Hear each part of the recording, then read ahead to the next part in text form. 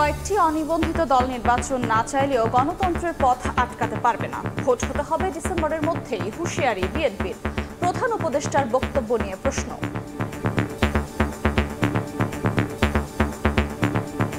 এই নির্বাচন নিয়ে যাদেরকে ব্ল্যাকমেল করা যাবে না। অনির্বাচিত সরকার কি করবে না করবে আমার মাথা ব্যথা নেই, কিন্তু আমার মাথা ব্যথা আছে। আমি একটা নির্বাচিত সরকার দেখতে চাই। আসর করেছে আপনার যে ডিসেম্বর থেকে জুনের ভিতরে এর মধ্যে বলতে থাকতে হবে, ডিসেম্বরের আগেই নির্বাচন দিতে হবে বাংলাদেশের মানুষের দাবি। ডিসেম্বরের মধ্যে নির্বাচনের পক্ষে অবস্থান বিভিন্ন দলের। অনেকদিন ধরে বলে আসছে যে ডিসেম্বরের মধ্যেই নির্বাচনটা হলে ভালো, তো এর চেয়ে আমরা কি স্পষ্ট কথা বলবো? অনেকগুলো পার্টি বলেছে ডিসেম্বরে ভোট চাই। আমি মনে করি ডিসেম্বরে ভোট তো ইজিলি হতে পারে। দেখছিলেন প্রধান শিরোনাম। সন্ধ্যার সময় সঙ্গে আছে আমি সাইফুল রুদ্র এবং আমি আফরোজা মৌটুসী। এবার অন্যান্য শীর্ষ সংবাদ।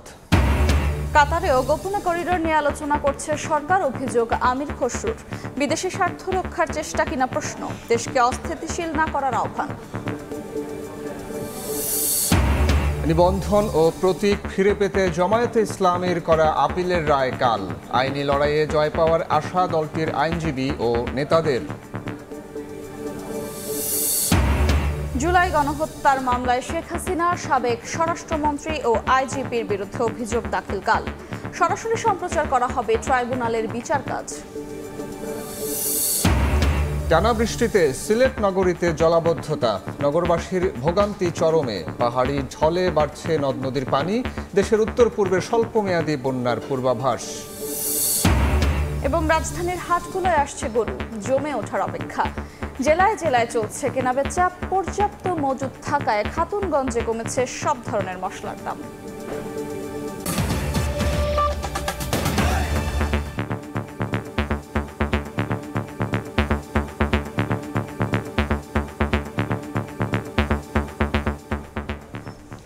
কিছু অনিবন্ধিত দল নির্বাচন না চাইলেও গণতন্ত্রের পথ রুদ্ধ করতে পারবে না কেউ।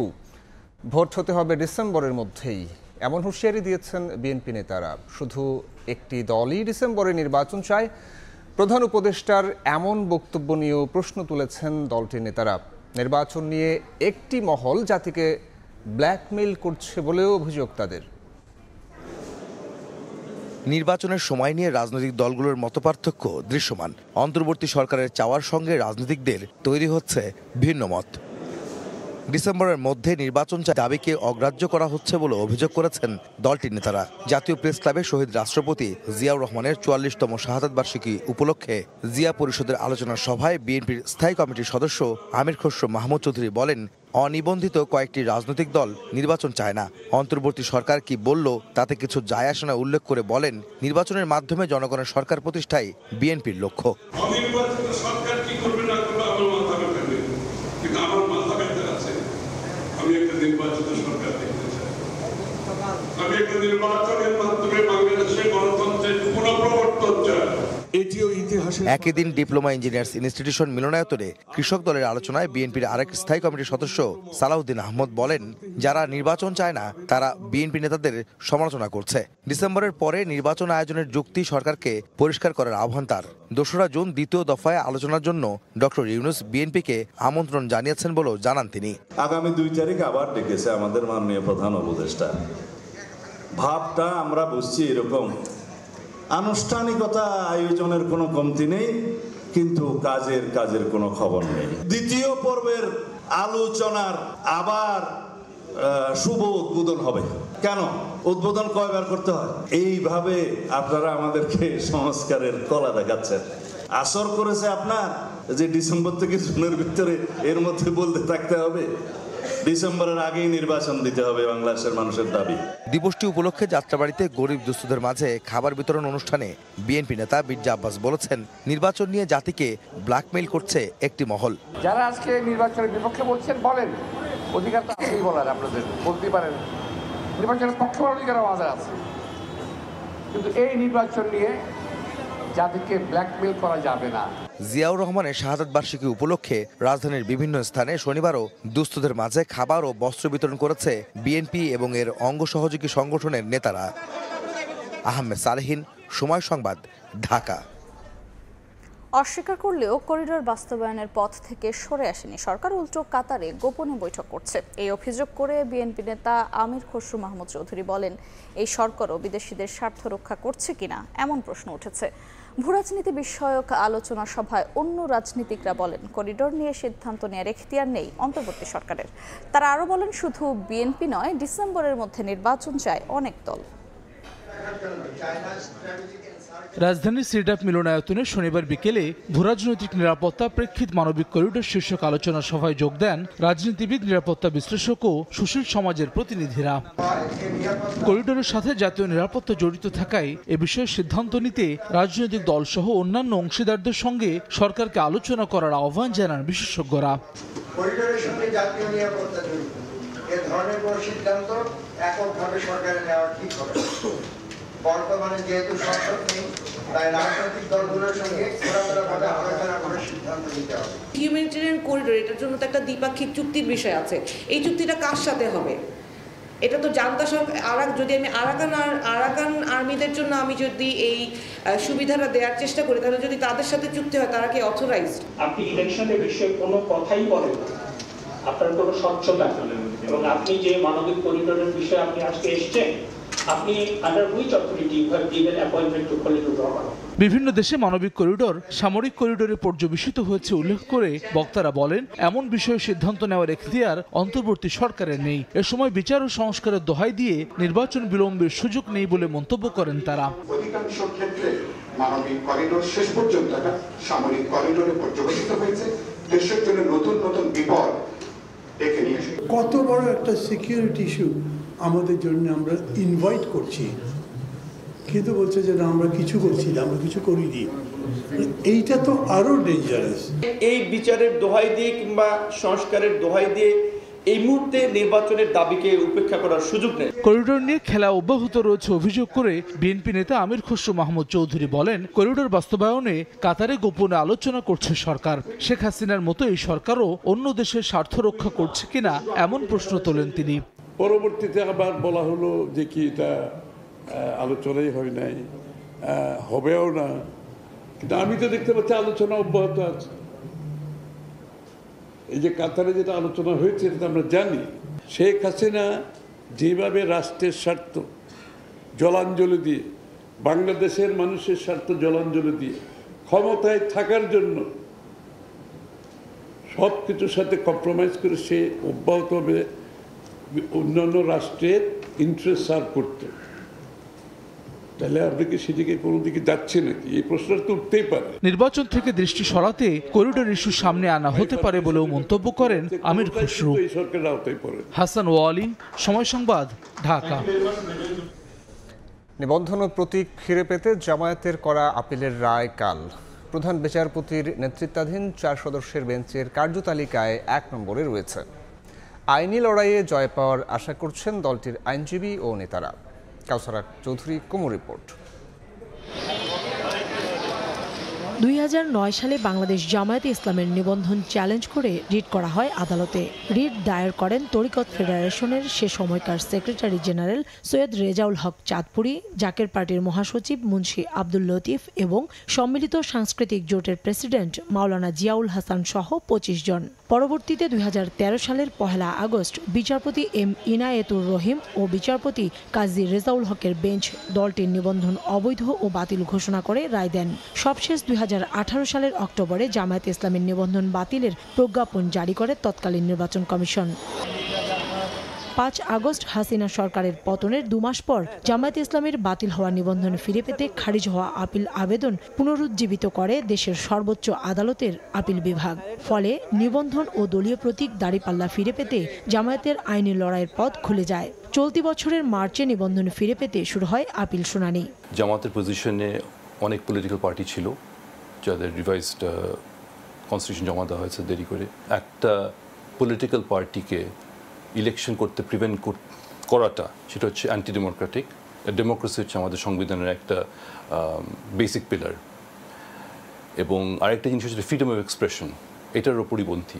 সুবিচার পাওয়ার আশা করছেন দলটির সেক্রেটারি জেনারেল। তার মতে আওয়ামী লীগ সরকারের নজিরবিহীন জুলুম অত্যাচারের পর নিবন্ধন প্রশ্নে বর্তমান সরকার আরও আন্তরিক হতে পারত বলেও মনে করেন জামায়াতের এর শীর্ষ নেতা। অন্যায়ভাবে আমাদের উপর জুলুম করে এটা বাতিল করেছে। সরকারেরই এটা কর্তব্য ছিল, যারা আমরা জুলাই অভ্যুত্থানের মিত্র ছিলাম সেই আন্দোলনের ভিত্তিতে প্রতিষ্ঠিত সরকারের এটা কর্তব্য আমাদের প্রতি সুবিচার করা। দলটির আশা নিবন্ধনের রায় জামায়াতের পক্ষে আসার পাশাপাশি বহাল থাকবে দাঁড়িপাল্লা প্রতীকটিও। নিবন্ধন প্রতীক সহ ইনশাআল্লাহ আমরা আদালতের মাধ্যমে ফেরত পাবো। কাউসারা চৌধুরী কুমু, সময় সংবাদ, ঢাকা। জুলাই আগস্টে মানবতা বিরোধী অপরাধের মামলায় শেখ হাসিনা, সাবেক স্বরাষ্ট্রমন্ত্রী আসাদুজ্জামান খান কামাল, সাবেক আইজিপি চৌধুরী আবদুল্লাহ আল মামুনের বিরুদ্ধে আনুষ্ঠানিক অভিযোগপত্র দাখিল করা হবে কাল। সরাসরি সম্প্রচার করা হবে আন্তর্জাতিক অপরাধ ট্রাইব্যুনালের বিচার কাজ। জাতীয় প্রেস ক্লাবে এক অনুষ্ঠানে চিফ প্রসিকিউটর বলেন, ডিসেম্বরের মধ্যে জুলাই আগস্ট হত্যাকাণ্ডের বিচার দৃশ্যমান হবে। বিচার এমনভাবে করা হবে যেন এর মান নিয়ে কেউ প্রশ্ন তুলতে না পারে। গত 12 মে শেখ হাসিনার মামলার তদন্ত শেষ হয়। ওই দিন ব্রিফিংয়ে চিফ প্রসিকিউটর জানিয়েছিলেন, শেখ হাসিনা জুলাই আগস্টে আন্দোলনে 1400-র বেশি মানুষ হত্যার অপরাধী। তার বিরুদ্ধে নির্বিচারে হত্যার নির্দেশ, প্ররোচনা, উস্কানি সহ 5 অভিযোগের প্রমাণ মিলেছে। এছাড়া আসাদুজ্জামান খান কামাল ও চৌধুরী আবদুল্লাহ আল মামুনের বিরুদ্ধেও মিলেছে একই অপরাধের প্রমাণ। না ঘটতো তাহলে ব্যারিস্টার আরমানদেরকে, প্রথম কথা হচ্ছে এই অপরাধের বিচার আমাদের নিশ্চিত করতেই হবে। বিচারের কাজ পুরোদমে আগাচ্ছে। যে গুম বাংলাদেশে মানবতা বিরোধী অপরাধ এবং আয়নাঘরের জন্ম, যে সংস্কৃতি যার কারণে হয়েছিল, যে একজন ব্যক্তিকে ক্ষমতায় রাখার জন্য এত কিছুর আয়োজন করা হয়েছিল, কালচারে পরিণত করা হয়েছিল, সিস্টেম ডেভেলপ করা হয়েছিল, সেই অপরাধের যিনি নিউক্লিয়াস, তার বিরুদ্ধে আনুষ্ঠানিক অভিযোগ ইনশাআল্লাহ আগামীকালকে আমরা দাখিল করতে যাচ্ছি। সন্ধ্যার সময় আরও থাকছে। রেলপথে যাত্রা শুরু, উচ্ছ্বসিত সবাই। ব্যবস্থাপনায় সন্তোষ। এক্সপ্রেসওয়ের কাজে নবীনগর চন্দ্রা সড়কে যানজটের শঙ্কা, অটোরিকশার দৌরাত্ম্য বন্ধের পরামর্শ।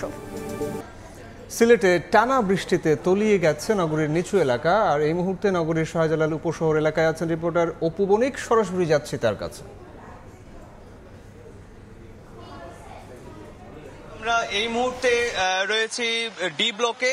আপনারা জানেন যেহেতু সকাল থেকে ভারী বৃষ্টিপাত হচ্ছে এবং ভারী বৃষ্টিপাত হওয়ার কারণে কিন্তু সিলেটের কিছু কিছু জায়গায় জলাবদ্ধতা দেখা দিয়েছে। এবং আপনাদেরকে যদি একটু বলতে চাই, সর্বশেষ আবহাওয়ার তথ্য মতে সিলেটের সকাল থেকে একদম এখন অবধি পর্যন্ত 198.8 মিলিমিটার বৃষ্টিপাত হয়েছে এবং দেখতে পাচ্ছেন এখনো আসলে প্রচুর বৃষ্টিপাত হচ্ছে এবং এই বৃষ্টিপাতের কারণে কিন্তু মানুষদের ভোগান্তি অনেকটাই কিন্তু বেড়ে গিয়েছে। আপনারা দেখতে পাচ্ছেন যে যেহেতু এখানে বিভিন্ন ব্যবসা প্রতিষ্ঠান রয়েছে, এই ব্যবসা প্রতিষ্ঠানগুলো যারা রয়েছেন তারা বলছেন যে বিগত বছরগুলোতেও আসলে এই ধরনের জলাবদ্ধতার সম্মুখীন তারা হতে হয়েছে। পাশাপাশি তো বন্যা তো রয়েছেই, যেহেতু আজকে সকাল থেকে দীর্ঘক্ষণ বৃষ্টিপাত হয়েছে এবং এই বৃষ্টিপাতের কারণেই কিন্তু এই ধরনের জলাবদ্ধতা সৃষ্টি হয়েছে এবং ড্রেনেজ ব্যবস্থা খারাপ থাকার কারণে আসলে বিশেষ করে এই ধরনের সমস্যার সম্মুখীন পড়তে হচ্ছে এখানকার যারা এলাকাবাসী রয়েছেন। আমরা কথা বলেছিলাম ব্যবসায়ীদের সাথে, তারা যেমনটি বলছেন যে বন্যা তো দূরের কথা, তো বন্যার তো এটা সমসাময়িক বিষয় এবং যেহেতু জলাবদ্ধতা হয়, এই জলাবদ্ধতার কারণে কিন্তু এই সমস্যাগুলো কিন্তু হচ্ছে প্রতিনিয়তই। আর উপশহরবাসীর এখানে যারা রয়েছেন তারা কিন্তু এই সমস্যার সম্মুখীন হচ্ছেন প্রতিনিয়ত এবং এই যেভাবে বৃষ্টিপাত হচ্ছে, তো এটা হওয়ার কারণে কিন্তু সুরমা নদীর পানি এখনো বিপদসীমার নিচে রয়েছে এবং যদি আরো প্রবল বেগে যদি বৃষ্টিপাত হয় তাহলে হয়তোবা বন্যার আশঙ্কা থাকতে পারে। তো সিলেট থেকে এই ছিল আমার কাছে একদম সর্বশেষ তথ্য শাহজালাল উপশহর থেকে। অপু বণিক জানাচ্ছিলেন সিলেট থেকে। ঈদ উদযাপনে শুরু হলো শেকড়ে ফেরার যাত্রা। প্রথম দিনে রেলপথে রাজধানী ছাড়ছে ঘরমুখো মানুষ। প্রিয়জনের সান্নিধ্যে যাওয়ার আগ মুহূর্তে উচ্ছ্বসিত শিশুসহ সব বয়সীরাই। রেলপথে নাড়ির টানে বাড়ির পানে ছুটছে রাজধানীবাসী। শনিবার ভোরে রাজশাহীগামী ধূমকেতু এক্সপ্রেসের মাধ্যমে শুরু হয় এবারের ঈদযাত্রা। নেড়ে অপেক্ষায় প্রিয়জন, চোখে মুখে তাই স্বজনদের সান্নিধ্য পাওয়ার অধীর আগ্রহ। নিরাপদ ও স্বস্তির বাহন হিসাবে ট্রেনে ঈদযাত্রায় আনন্দ যেন ঢের বেশি, যা ছুঁয়েছে শিশুসহ সব বয়সীদের। নানুর বাড়িতে যাচ্ছি, নানুর সাথে এবার ঈদ করব। আমরা সবাই একসাথে মেহেদি দিব, কুরবানি দিব, সবাই একসাথে থাকবো, খাবো, খেলবো। বাড়িতে যাচ্ছি, অনেক আনন্দ, কারণ প্রিয়জনের সাথে দেখা হবে। বাসে যেতে ধরুন অনেক সময় জ্যাম পড়ে রাস্তায়, বা ট্রেনে তো এটা হয় না। সেফটির দিক থেকে ট্রেন অনেক ভালো। যাত্রীরা জানান এবার অনলাইনে টিকিট কাটতে গিয়ে নানা জটিলতার মুখোমুখি হতে হয়েছে তাদের। তবে নির্বিঘ্নে ট্রেনে ওঠা ও সময় মতো ট্রেন ছেড়ে যাওয়ায় স্বস্তির সুর যাত্রীদের কণ্ঠে। আগেভাগে যাওয়াতে একটা সুবিধা পাচ্ছি, টিকিট সহজে পেয়েছি, এটা একটা সুবিধা। অনলাইনের ভোগান্তিটা হয় যে দেখা যায় যে 10 মিনিটের ভিতরে টিকিট আর নাই, টিকিট সব শেষ। হ্যাঁ, এখন কোথায় কি জাদুর বাক্সের মতো কোথায় চলে যায় এটা বলতে পারি না। এদিকে কমলাপুর রেল স্টেশন পরিদর্শন করেন রেল সচিব। জানান রেলপথে টিকিট কালোবাজারি রোধে কঠোর অবস্থানে মন্ত্রণালয়। 8টি স্টেশনে যাত্রী ছদ্মবেশ নিয়ে তারা চেষ্টা করেছিলেন যে এই অ্যানোমালিসগুলো ধরতে। আমলে নেওয়ার মতো মেজর কোনো কিছু ফ্লস কিন্তু পাওয়া যায়নি। এবার ঈদুল আজহায় 5 জোড়া বিশেষ ট্রেনের পাশাপাশি চলছে কেটল সার্ভিসও। শাকির আহমেদ, সময় সংবাদ, ঢাকা। ধীরে ধীরে জমে উঠছে কোরবানির হাট। মরুভূমির জাহাজ খ্যাত উট উঠেছে চট্টগ্রামের মজ্জারটেক হাটে। পর্যাপ্ত গরু থাকলেও এখনও শুরু হয়নি কাঙ্ক্ষিত কেনাবেচা। আপাতত দরদাম যাচাই করলেও সময়ের সঙ্গে সঙ্গে বিক্রি বাড়বে বলে আশা ব্যবসায়ীদের। এবার গরুর দাম বেশি বলছেন ক্রেতারা। সপ্তাহখানেক বাদেই পবিত্র ঈদুল আজহা, তাই কোরবানির পশু কেনাবেচা করতে ব্যস্ত ক্রেতা বিক্রেতা। প্রতিবারের মতো এবারও বড় গরুর চাহিদা কম। ৮০,০০০ থেকে ১ লাখ টাকার গরু বেশি বিক্রি হচ্ছে। গত বছরের তুলনায় এবার পশুর দাম বেশি দাবি ক্রেতাদের। যে গরুর দাম ৫০ আসলে গরু ৭০ আছে গা, ৬৫ কইও আমরা পাই না। সারাদিন ঘোরার পরে একটা গরু আমরা নিছি ১,১১,০০০ টাকা দিয়া। গরুর দাম অনেক বেশি।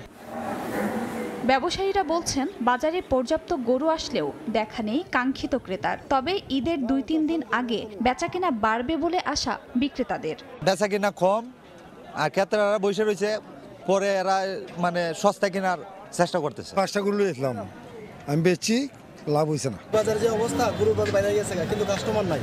চট্টগ্রামের কর্ণফুলীর মজ্জারটেক পশুর হাটে উঠেছে মরুভূমির জাহাজ খ্যাত ৩টি উট। শৌখিন ক্রেতাদের কথা মাথায় রেখে প্রথমবারের মতো উট আনা হয়েছে এ বাজারে। ১২ ফুট উচ্চতার এক একটি উটের দাম হাঁকা হচ্ছে ৩০ লাখ টাকা। এদিকে হাট থেকে গরু কেনার পাশাপাশি ভোগান্তি এড়াতে খামারেও ভিড় করছেন অনেকে।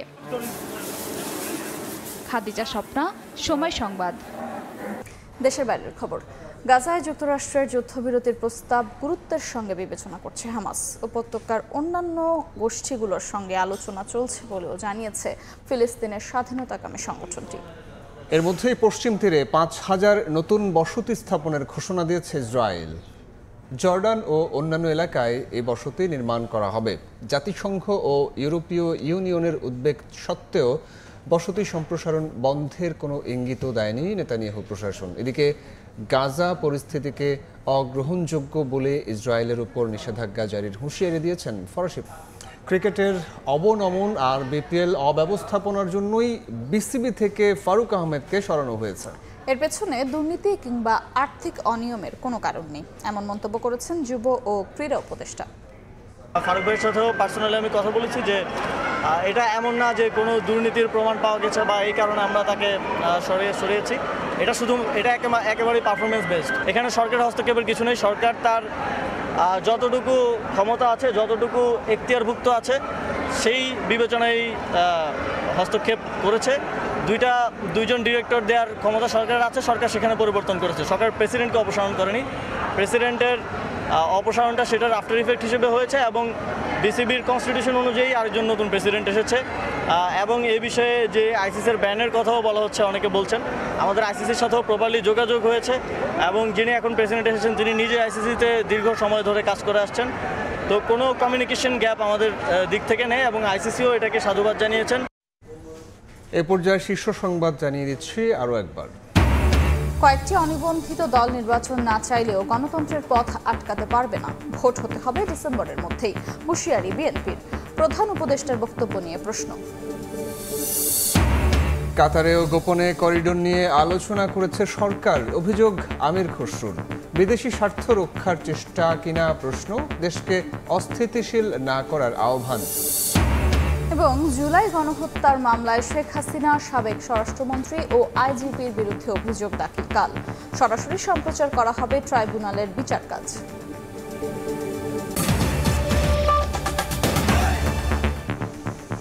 এ ছিল সন্ধ্যার সময়। সঙ্গে থাকুন সময়ের।